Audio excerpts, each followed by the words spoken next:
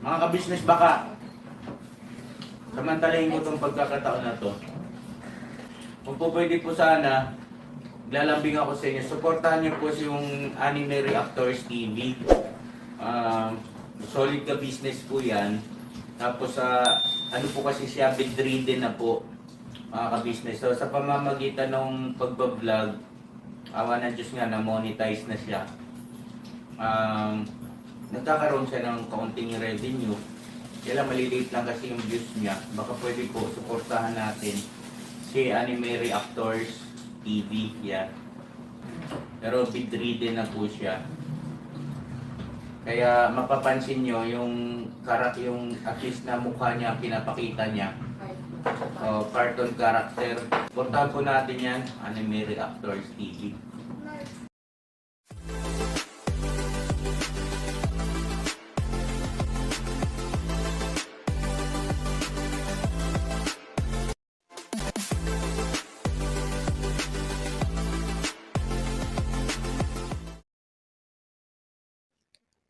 Hello guys, mapagpalang araw po sa ating lahat. Narito pong muli ang inyong lingkod, Anime Reactors TV. At sa mga hindi pa po nakaka-subscribe dyan sa aking munting channel, ay baka pwede naman pong makipindot na po na subscribe button. At makilike and share na rin po ng aking mga video. At patuloy din po natin suportahan ang Mag-amang Ka-Business Official at Papa Dins TV. At ganun din po yung kanilang second YouTube channel na Ka-Business Family.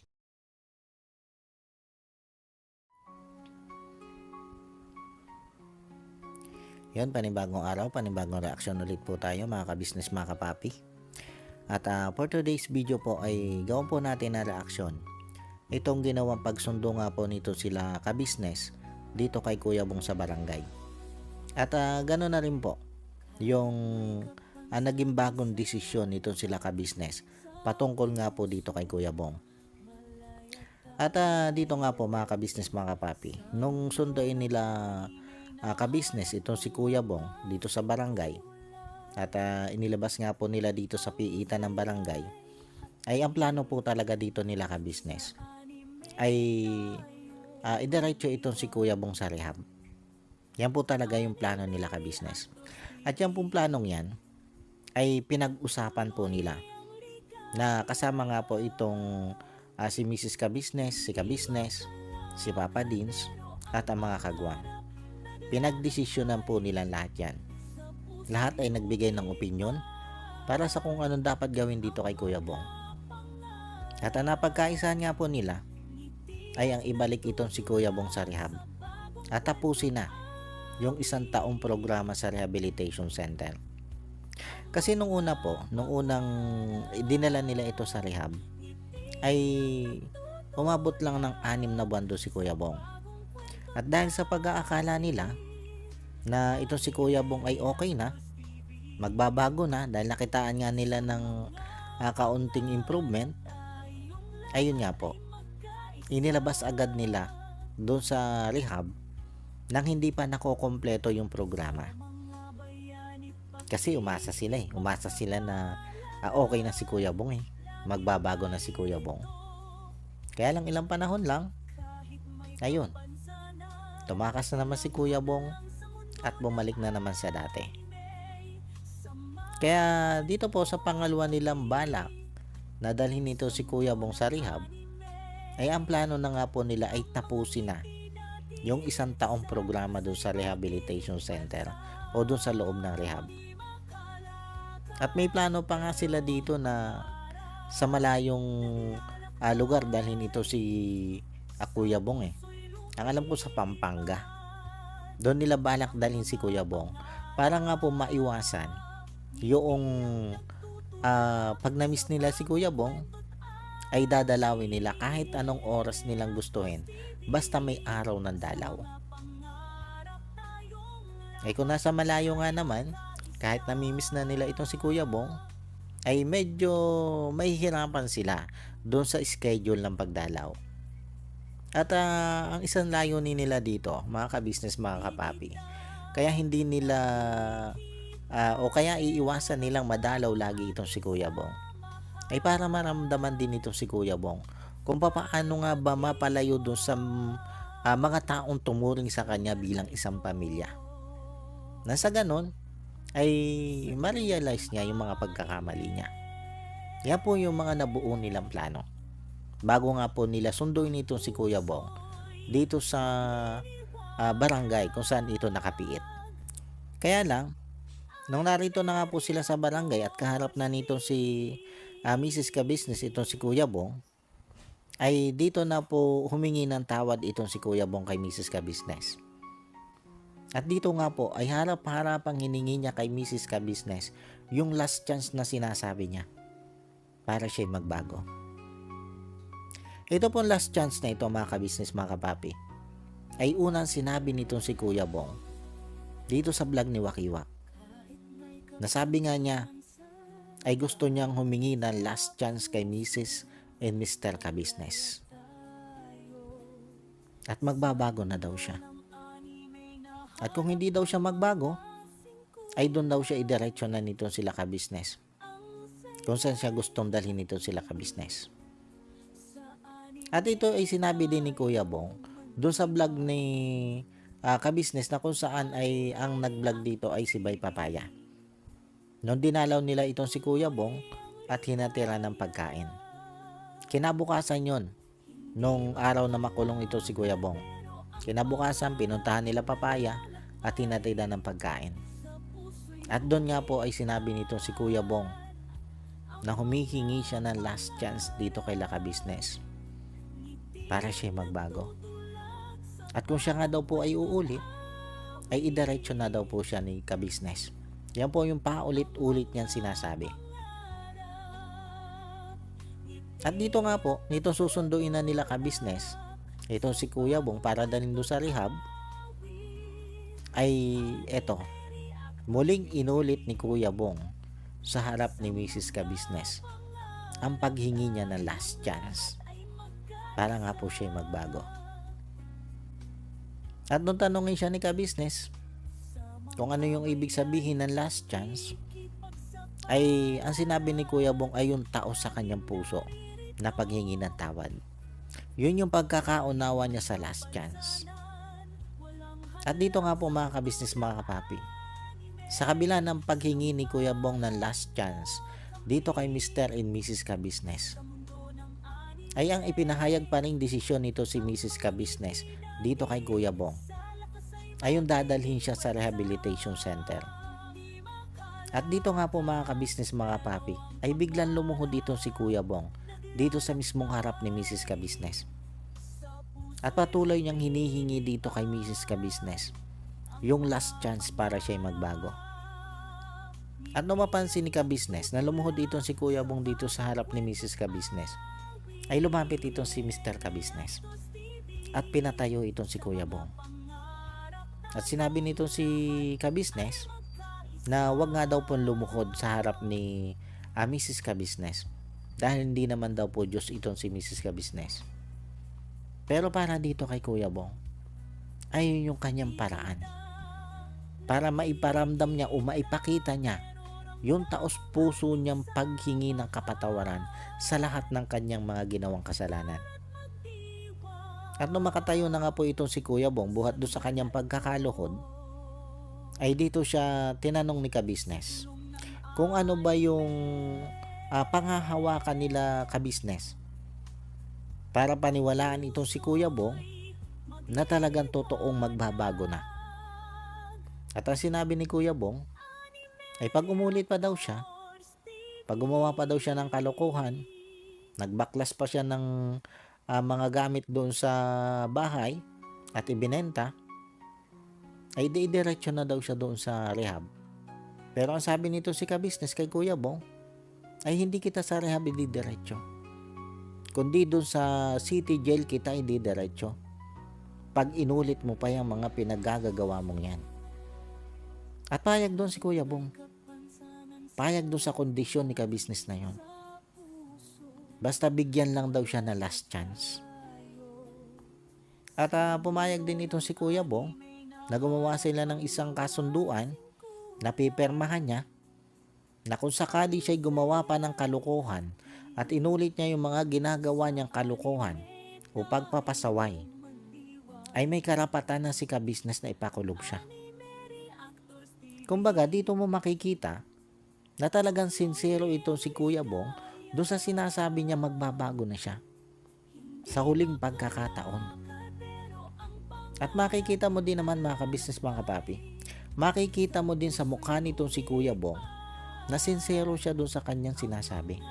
Na sa pagkakataong yun, ay handa na talaga siyang magbago. Yan yung ipinapakita at ipinaparamdam sa ating lahat ni Kuya Bong. Handa na siyang magbago sa pagkakataong ito. At yan din yung nakita ni Mr. and Mrs. Ka-Business. Yung sinseridad ni Kuya Bong sa paghingi ng kapatawaran na yan. Sa paghingi ng huling pagkakataon. O yung sinasabi niya last chance. At dahil dito sa pangyayaring ito mga ka-business mga kapapi, lalo na nga po doon sa ginawang pagluhod nito si Kuya Bong, ay ang naging pasya na lang nito si ka-business ay iuwi muna ito si Kuya Bong doon sa ka-business house. At doon ay muli sila mag-uusap-usap kung ano nga ba ang dapat gawin dito kay Kuya Bong. Kung dapat bang pagbigyan ang hinihingi nitong last chance o ididiretso na lang sa rehab. Yan yung muling pinag-usapan nila ka-business dito sa ka-business house. At dito nga po mga ka-business mga kapapi, nung sila nandito na sa ka-business house, ay may naging vlog din itong si Papa Dins. At tinanong niya dito si Kuya Bong kung bakit ba sa kabila ng lahat ng ginagawa nilang pagmamalasakit dito kay Kuya Bong, ay nagagawa pa ni Kuya Bong ang mga ganitong kapasawayan. At ang naging sagot ni Kuya Bong ay dahil kasi nasusulsulan siya. Nasusulsulan siya ng kanyang mga barkada. Kaya dito mga ka-business mga kapapi, dito sa sinabing ito ni Kuya Bong, ay malinaw lang na ito si Kuya Bong ay dati pang gusto ng magbago. Dati pang may kahandaan ito magbago. At yung nakita natin sa kanya o yung nabalitaan natin sa kanya na siya'y nag-church na, kung saan na siya nagyayaya papuntang church, ay totoo yun. Yun yung nakikita natin ngayon. Totoong gusto na niyang magbago noon pa lang. Kaya lang, napupurna daw yung kanyang pagbabagong yun o yung plano niyang pagbabagong yun nang dahil nga po sa sulsul ng barkada, nasusulsulan siya. Naaya siya mag-inom at pag napasubo na nga po siya sa inuman, ay doon na siya nakakaisip ng kung ano-anong kalokohan. Hanggang sa nagbibenta na nga siya ng mga gamit niya at maging yung kanyang bahay ay binaklas na nga niya para may maibenta na siya at may maipambisyo. At yan nga po ay dahil sa sulsul ng barkada. Malinaw po yan, malinaw yan. Dahil sa sinagot ni Kuya Bong.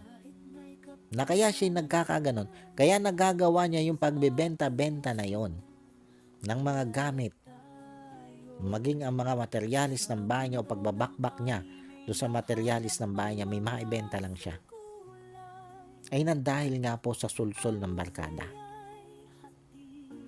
Nasusulsulan siya mag-inom o magbisyo. At pag nabitin nga po siya sa kanyang bisyo, ay wala siyang ibang naiisip na way para magkapera, kundi yung magbaklas ng mga gamit dun sa bahay o magbenta ng mga gamit sa bahay. Na pati nga yung kanyang mga damit na binili na mamahalin ay binenta niya lahat. Maging yung bahay nga niya binaklas na niya. May maibenta lang siya at may maipambisyo. Kaya yung inaakala natin na parang niloloko-loko lang nito si Kuya Bong itong sila ka-business, na kunyari magbabago siya, nagkakamali tayo doon mga ka-business mga kapapi. Dahil dito, nakita natin na talagang itong si Kuya Bong ay may kahandaan na magbago. May kahandaan na talaga siya magbago. Ang problema nga lang ay hindi niya matanggihan yung sulsul sa kanya ng kanyang mga barkada. Yun yung totoong dahilan mga ka-business mga kapapi kung bakit ito si Kuya Bong ay nakakagawa ng kawalangyaan. At dito nga po mga ka-business mga kapapi, nung mag-usap-usap na sila, patungkol sa kung ano nga ba ang magiging final decision ng buong ka-business family para dito kay Kuya Bong. Kung pagbibigyan nga ba ito dun sa hiling niyang huling pagkakataon o yun sa sinasabi niyang last chance para sa kanyang pagbabago, o ididiretso na nila sa rehab. At dito mga ka-business mga kapapi, ay muling tinanong nito si ka-business itong si Kuya Bong kung gaano nga ba ito kaseryoso doon sa sinasabi niya magbabago na siya. Basta bigyan lang siya ng last chance nito sila ka-business. At ang sabi nga po nito si Kuya Bong ay magbabago na talaga siya. At kung hindi nga daw po siya magbago at gumawa siya ng kalokohan, ay idiretso na lang siya nito sila ka-business. Yan yung paulit-ulit niyang sinasabi dito kay ka-business. Diretso na lang daw siya. Kung sa munti man o kung sa rehab man. Basta kung gagawa daw siya ng kalokohan at uulitin niya yung mga ginawa niyang kalokohan, ay idiretso na lang daw siya nila ka-business. At dito nga po mga ka-business mga kapapi, ay sa harap mismo nitong si Kuya Bong ay doon ginawa yung kasunduan na habang binibigkas ni ka-business yung itatype nito si Daryl doon sa kasunduan, ay naririnig nito si Kuya Bong. At mayat mayan tinatanong ni ka-business dito kay Kuya Bong kung okay ba kay Kuya Bong yung mga sinasabi niya yon. At sumasang-ayon naman ito si Kuya Bong. Kumbaga okay siya doon sa ganong kasunduan. At ang ilan nga po sa nilalaman ng kasunduan ay yung si Kuya Bong ay hindi na pupunta doon sa Sampaguita o doon sa lugar na kung saan ay nandun yung mga barkada niya na nagsusulsol sa kanya. At ang isa pa ay bawal nang uminom itong si Kuya Bong ng kahit anumang inuming nakakalasing. O bawal na siya mag-inom. At kung aalis siya dito sa bahay ni ka-business o dito sa ka-business house, ay kailangang meron siyang kasamang isang kagwang. Yan po yung ilan sa nilalaman ng kasunduan. At pag nilabag niya yon, yung mga nakasaad doon sa kasunduan, ay may karapatan na itong si ka-business na siya ipakulong. Yan yung nakasaad doon sa kasunduan na pinermahan niya ni Kuya Bong.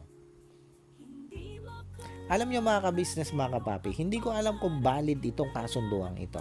Pero alam niyo po, maganda din ito eh. Maganda din na meron silang permahang ganyan. Na alam ni Kuya Bong na pumirma siya doon sa ganong kasunduan. At least, mag-aalangan na siya ditong gumawa ng kalokohan. At isa pa, naramdaman na niya eh, na kaya siyang ipakulong nito sila ka-business eh. Yun yung isang kagandahan dito mga ka-business mga kapapi. Kumbaga, alam na niya na seryoso na itong sila ka-business sa pagdidisiplina sa kanya. Na kung dati ay parang binabaliwala lang niya, dahil nakikita niyang pag nag-sorry siya, okay na. Wala na, patatawarin na siya ni ka-business. Hahayaan na siya. Ika nga'y binay-baby siya eh. Ay ngayon, na nakita niya na itong si ka-business pala ay kaya na siyang ipakulong. Medyo mag-aalangan na siya ngayon. Mag-aalangan na siyang gumawa ng kalokohan. Lalo na nga't may pinirmahan na siyang kasunduan. Na pag siya lumabag doon sa kasunduan na yon, ay pwede siyang ipakulong nila ka-business. Kaya sa tingin ko mag-aalangan na yun si Kuya Bong na gumawa ng kalokohan katulad niya ng mga ginawa niyang kalokohan dati. At dito po mga ka-business mga kapapi, ay may isang naging tanong pa itong si ka-business. Na paano kung itong si Kuya Bong ay makasalubong itong sila Kuya Ramil, itong si Alan at itong si Tatay Domeng, at inaya uli siya mag-inom. Ano daw gagawin ni Kuya Bong? Ang sabi ni Kuya Bong, iiwasan na lang niya. Tapos ang sabi ni ka-business ay papaano kung ikay pinilit? Pero sabi ni Kuya Bong, iiwasan ko na lang. May kasama naman ika ako eh. Kumbaga may kasama siya na pipigil sa kanya. At para sa kanya, pag meron siyang kasama na pipigil sa kanya, ay kaya niyang iwasan itong mga kaibigan niya nagyayaya sa kanya o nagsusulsul sa kanya. Kaya lang may isang senaryong sinabi itong si ka-business. Na papaano kung sakaling nalingat sila at hindi nila nasamahan itong si Kuya Bong at mag-isa nitong nakasalubong itong mga barkada niya nagsusulsul sa kanya at inaya ngayon siya mag-inom. Anong gagawin ngayon nito si Kuya Bong? At ang sagot niya ni Kuya Bong ay hindi na niya alam. Hindi na daw niya alam kung anong gagawin niya. Kaya nga ang pakiusap niya ay lagi siyang samahan. Huwag siyang iiwanan. Kumbaga huwag siyang papayagan na mag-isang lumakad. Para nga po meron siyang taga-saway o taga-pagpaalala. At dito mga ka-business, mga kapapi, ay nakita nating naging honest itong si Kuya Bong sa kanyang mga sagot. Dahil doon sa senaryo na sinabi ni ka-business na papaano kung wala siyang kasama at nakasalubong niya itong mga kaibigan niya nagyayaya sa kanya mag-inom, ay tapat niyang sinagot yun na hindi niya alam kung ang kaya niyang umiwas. Kumbaga, tansya niya yung sarili niya. Na maaaring pag wala nga siyang kasama ay mabuyo na naman siya, masulsula na naman siya. At hindi malabong mapasubo na naman siya at makagawa na naman siya ng mali. Kaya tama lang yung desisyon ni ka-business o yung inilagay ni ka-business no sa kasunduan na wag na lang papuntahin ito si Kuya Bong sa Sampaguita. At kung aalis man ito, kung halimbawa naiinip ito dito sa ka-business house at gusto nitong mag-aliw-aliw dun sa mall at maglaro-laro nung kinakahiligan niyang laro na hinuhulugan daw ng token, ay dapat ay may kasama kang kagwang. Dahil syempre kahit naman wala doon sa Sampaguita, ay pwede naman niya makasalubong itong mga barkada niyang nagsusulsul sa kanya magbisyo. At pag nangyari ngayon ay hindi na nga po kontrolado ni Kuya Bong ang kanyang sarili. Kung magpapabuyo ba siya o hindi. Pero mukhang ang tansya ni Kuya Bong sa kanyang sarili ay pag niyaya siya ay masusulsul at masusulsulan siya. Hindi nga po kasi niya kayang kontrolin yung kanyang sarili na sumama doon sa mga ganung yaya ng barkada. Kaya sa tingin ko mga ka-business, mga kapapi, ang magiging pagbabago nitong si Kuya Bong o ang tuloy yung magiging pagbabago nitong si Kuya Bong ay nakadepende na rin sa kung papaano ito magagabayan o magigiyahan nitong sila ka-business. Na dapat talaga ay paghigpitan na nila itong si Kuya Bong. Na hindi dapat talaga itong aalis ng mag-isa. Dapat hindi nila itong hahayaang mag-isa lang. Dahil naroon nga po ang posibilidad na maaya na naman siya ng mga barkada niya makikita niya habang siya'y nag-iisa lang. At ramdam ko kay Kuya Bong na maging siya ay natatakot na mangyari yun. Na mag-isa lang siya at makita nga niya yung mga barkada niya habang siya'y mag-isa. Kaya nga sinabi niya ay huwag siyang iiwan eh. Kumbaga huwag siyang pababayaan na mag-isa. Na yung gustong mangyari ni Kuya Bong. At matapos nga pong marinig ni ka-business ang mga paliwanag nito si Kuya Bong, ay dito na po siya nagdesisyon na itong si Kuya Bong ay wag na nga pong dalhin sa rehab, wag na ulit iparehab, at pagbigyan na nga lang po siya doon sa last chance na hinihingi niya. At nung sambitin ni ka-business kung ano yung desisyon niya dito kay Kuya Bong, ay dito na po biglang tumayo itong si Kuya Bong at umiiyak na niyakap itong si ka-business. Napati nga si ka-business ay napahagulgol. At sa kauna-unahang pagkakataon niya po mga ka-business, mga kapapi, ay nakita nating umiyak itong si Kuya Bong ng ganito.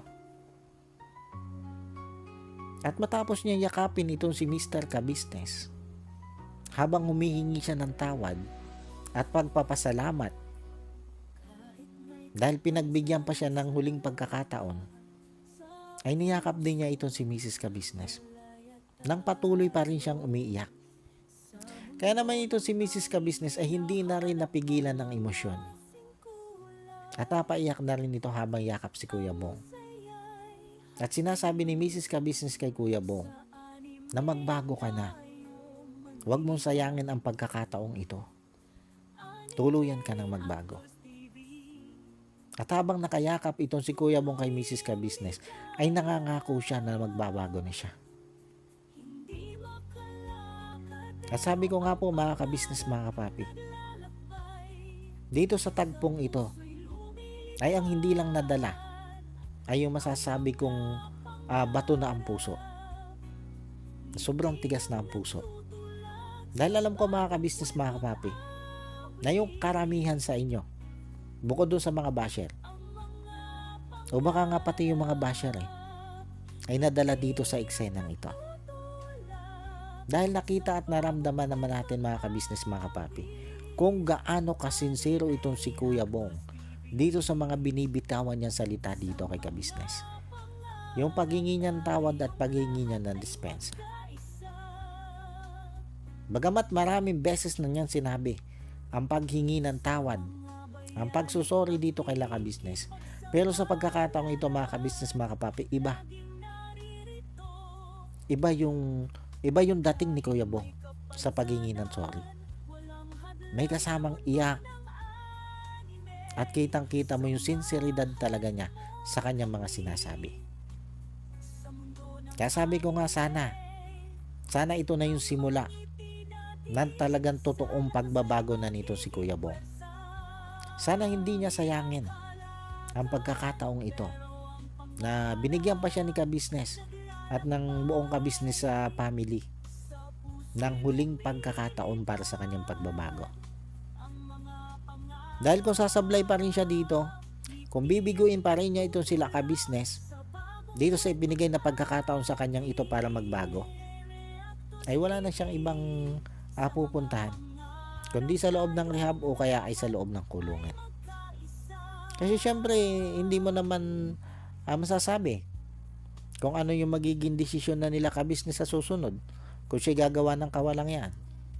Kung magiging desisyon ba nila ka-business ay sa rehab pa rin o dito na sa kulungan. Ika nga ay bawat oras, bawat minuto ay nagbabago. At kaya tulad nga po nun, ang desisyon nila ay sa rehab na ididiretso si Kuya Bong, ay sa last minute bigla pang nagbago. Dahil nga po doon sa ipinakita ni Kuya Bong na sinseridad doon sa paghingi niya ng tawad dito kay Mr. and Mrs. Ka-Business. Kaya sa halip na doon siya dumiretso sa rehab, ay ito nga po, pinagbigyan siya nitong sila Mr. and Mrs. Ka-Business na doon sa hinihingi niya na huling pagkakataon. At sa tingin ko ay huli na talaga ito. Dahil kung sakali na gumawa pa siya ng kalokohan o ulitin niya lahat ng kalokohan na pinagagagawa niya at hindi siya sumunod dito sa pinagkasundoan nila ni ka-business, ay baka nga doon ang diretsyo sa loob ng rehab o di kaya ay dito sa loob ng kulungan. At sa tingin ko naman nga ay nagtanda na itong si Kuya Bong kaya 3 araw pa lang siya doon sa loob ng kulungan ramdam niya yung hirap Kaya okay na rin yun. Sabi ko nga okay na rin yung nakaranas itong si Kuya Bong ng kulong. Kasi doon niya na-realize yung kanyang pagkakamali. Mas doon niya na-realize yung kanyang pagkakamali. Paano po mga ka-business, mga kapapi, hanggang dito na lang muna ulit po. At sana po nagustuhan nyo itong aking reaction video na ito. At muli po ay maraming salamat po sa patuloy pong sumusuporta at sa wala pong sawang nanonood sa akin mga nire-reaction ng video. Maraming salamat po. At sa mga hindi pa po nakaka-subscribe yan sa Muntikon channel, ay baka pwede naman po makipindot na po ng subscribe button. At makilike and share na rin po ng aking mga video. At yun, bago po tayo tuluyang magtapos, ay gusto ko lang pong i-shoutout itong sila Ma'am Nerissa ng New Jersey. Shoutout po sa inyo ma'am at maraming salamat po sa patuloy nyo pong pagsuporta at sa wala nyo din pong sawang panonood sa akin mga nare-reaction ng video. Maraming salamat po ma'am. At ganon din po dito kay Ma'am Elena Capillo. Shoutout po sa inyo ma'am at maraming salamat din po sa patuloy nyo din pong pagsuporta at sa wala nyo din pong sawang panonood sa akin mga nare-reaction ng video. Maraming salamat po ma'am. At shoutout din po dito kay Jewel Channel. Shoutout po sa inyo, sir. At ganoon din po dito kay Papa Sundot. Shoutout po sa inyo, Papa Sundot. At ganoon din po dito sa mga magigiting na kagwang nitong si Kabisnes. Na ito nga po, nadagdagan na po. Ito nga po sila Kagwang Wakiwak Official, Kagwang Intoy Official, Kagwang Bay Papaya Official, Kagwang Buknoy Official, Kagwang Bornok Official, Kagwang Bugi Official, Kagwang Bong Official, at Kagwang Damulag Official. Shoutout po sa inyo. At suportahin po natin ang lahat ng kagwang nito si Kabisnes. At syempre ganun din po sa aking mga kasama reaktor na sila Taong Gala, Kalingap Turak, Katangay PLC, Mamplers Channel, MK Inday Okray TV, Annalisa Reality Vlog, Alminda Mix Vlog, at Joyce 27 TV. Shoutout po sa inyo. At muli po ay maraming salamat po. And God bless po sa inyong lahat. Anime Reactors, shoutout po. Suportahan natin yan si Anime Reactors TV. Yan, pakisupport po natin. Siya po ay isang bedridden na mga ka-business. Check nyo po yung kanyang YouTube channel, Anime Reactors TV. Siya po siyang bedridden na, ayan, kahit papano nakakagawa-gawa siya ng mga reaction video patungkol sa ka-business official. Suportahan po natin para kahit papano magkaroon siya ng revenue. May magamit siya sa pambili-bili man lang ng gamot. Ano po mga ka-business.